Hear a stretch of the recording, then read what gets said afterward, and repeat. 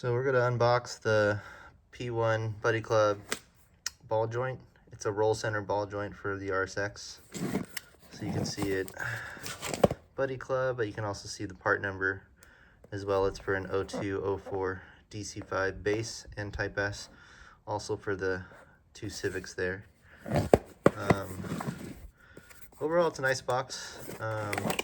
Says Japan on the side, and as we open it up, comes with foam, and we see these two kind of roll center adjuster ball joints. They're a lot thicker here than the stock one, a lot more flashy as well.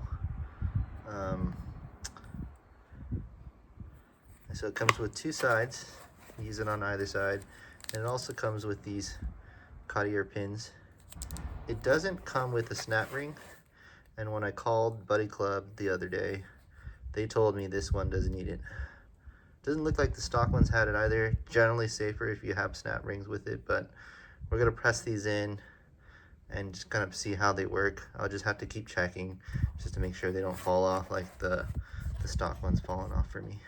But looks pretty good. Very good construction, and we'll just see how these work out. All right.